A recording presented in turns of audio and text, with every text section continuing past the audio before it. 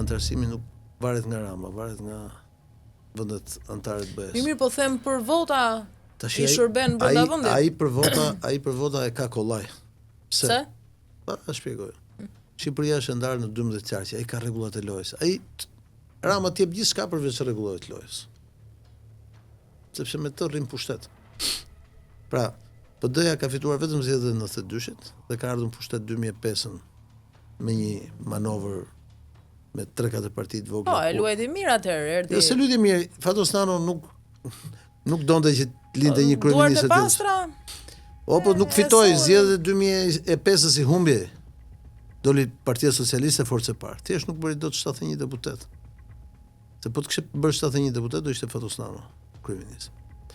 Në 2009-ën ide me njëjta gjë, por ndjes pas Dritan Prifti doli dha një intervista, qofse Sali Berishës do i duhet të vota ime për 71 unë e kam dhe detyroi Ilir Metën që bashkë me Nasip Naçon dhe Lefter Kokën të bënin atë kaçën e deputetëve ku LSI-ja hyri bashkëqeverisje. Dhe në 2013-ën kaluan ata majtës dhe jugu u rikompaktua. Pse? Sepse Shqipëria ka 12 qarqe, nga cilët 6 jugorët votojnë majtës. 4 veriorët po kanë numrin më të vogël deputetë votojnë djathtas dhe ngelet Shqipëria mesme. Durrësi dhe Tirana. Kështu që shanset që Partia Demokratike, vetë si Parti Demokratike, me listën e vet të marrë 71 deputet janë shumë të vogla.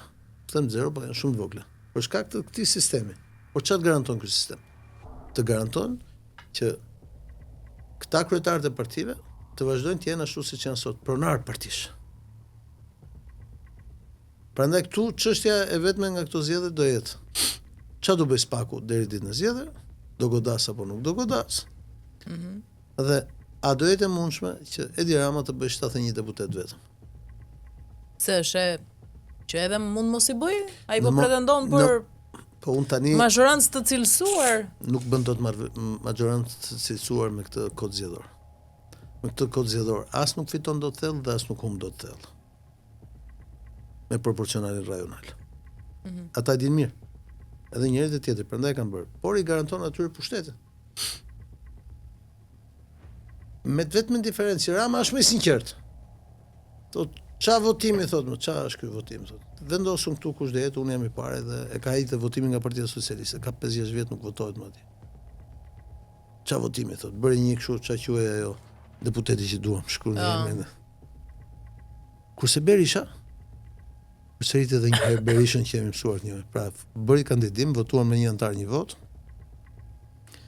Për shembull, kryetari i Partisë Demokratike të Kavajës ishte njeriu më i votuar në gjithë qarkun. Për primaret e ke fjalën. Po pra për primaret. Po, e vërtet është. Edhe asnjë nga ata që fitojnë primaret nuk u fut listë sigurt. Pra, kjo është kot. Konfirmon këtë që them unë. Pra, ne nuk kemi një sistem demokratik. Ne kemi një sistem ku ka 2 parti, ndryshe nga koha e komunizmit ku kishte një parti.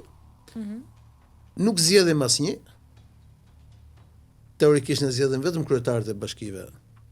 Po dhe kryetarët e bashkive pasi na i cakton partia, edhe këtu 70% deputetëve ne nuk do zgjedhim njëri, ata i kanë futur të dy në listat mbyllura.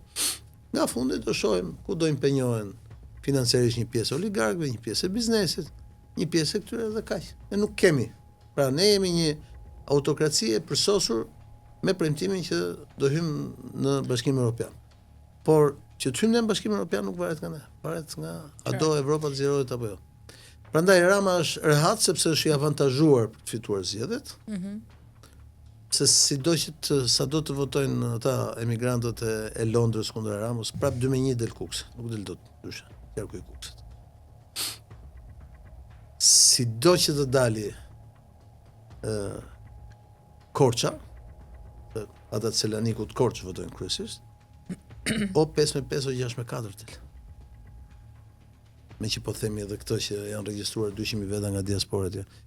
Vendi vetëm ku diaspora do mund të ndikoj pak. Nëse do të ishin gjithë ato shifra bashkë, se ndryshe e ka Kosova. Kosova e ka të gjithin në një thes. Pra proporcional kombëtar. Ne kemi proporcional rajonal ku ndahet. Dhe thjesht do rritet numri votuesve me diasporën. Po ndarja aritmetike proporcionale do ngeli pak a shumë e njëjta gjë. Këtu do shohim sa do jetë e mundur që partitë e reja të nxjerrin nga i deputet ose nga 2 deputet që tregojnë që edhe mund të ketë në dyshim. Po bipolarizëm politik të ngurtë gati si Koreas Veriut, vetëm Shqipëri mund të gjesh. Dhe bukura është që po i the njëri një gjë, ai thotë je bashkëpunëtor aty tjetrit. Dhe po i the një gjë tjetrit, ai thotë je bashkëpunëtor aty tjetrit. Dhe ndërkohë që ty të vjen më të hundës me të dy, sepse në këtë lloj forme kanë që nga 2008, po me sa duket do vazhdojë më gjatë, që kontrollojnë sistemin politik. Më thuaj ti kë ke votuar, kë ke zgjedhur ti në jetën tënde deri tani, ai që ke votuar. Asnjë. Mbyllet çështja e të zgjedhurve me ndryshimet kushtetuese 2008. Unë kam kandiduar për deputet para 20 vjetësh përballë Ilir Osmalit në Korçë në zonën 83. Kam humbur, atëherë zgjidheshin kandidatët kok më kok. Që nga atëherë populli shqiptar nuk zgjedh më asnjëri. Dhe gara për kryetar bashkie dhe këshilltarët bashkiak i kanë me lista të mbyllura. Merë mend. I vendos partia dhe siç ka thënë shoku im Taulan Balla, partia mbi Shqipërinë. Kështu e kanë kthyer sistemin. Fushatën si është shumë të tensionuar, duke qenë se është s'ka fushatë të tensionuar, është një fushatë e tensionuar. Domthonë secili e di që do njëra palë e di që do humb, tjetra e di që do fitojë dhe kaq, ë? Është e gjithë planuar. Jo, e vetmja gjë që po ndodh është që ata që nuk janë në listat sigurta, që vinë nga mbrapa, edhe nga majtas dhe nga djathtas, po luftojnë me njëri tjetrin kush marri votat e elektoratit vet për të futur. Do ma komentosh pak garimin e Ilir Metës, edhe pse nga burgu në listë hapur për Tiranën. Po bën logjik, sepse është një njerëz që zgjedhjet e fundit i ka pasur të paktën 20 sa mi vota në Tiranë, më përpara ka pasur edhe më shumë. Dhe me të drejtë thotë që po ti kem 10.000 vota, është i bi gjysmë atyre që ka patur zgjedhjet e fundit. Unë nuk kam nevojë që të më falë kush mandatin, po e marr mandatin me votat e mia. Është një bast që ai vë, por ka arsyetim politik, siç ka e njëjta gjë është arsyetimi politik i Shpëtimit Drizit. Dhe Shpëtimi Drizit thotë unë i kam 15.000 vota në Tiranë, i kam marr. Atëherë që shty njerëzit e mi që të punojnë dhe të votojnë është që të dalë nga mbrapa listës.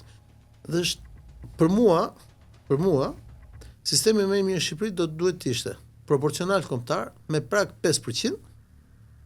Dhe me listat hapura. Aty hajde të shohim se sa nga këta njerëzit që ka vënë Rama dhe Berisha në listat e sigurta do hyjnë një herë në kuvend. Unë do kandidoja me një sistem të tillë. Po me një sistem ku vendos kryetari dhe ti e vetëm një karton, është e pamundur. Domethënë, e vetmja gjë që, domethënë, për dhunim politik si ky tek partitë tona nuk kanë asnjë vend tjetër. Dhe problemi është që të njëjtin model kanë edhe këta të vegjël.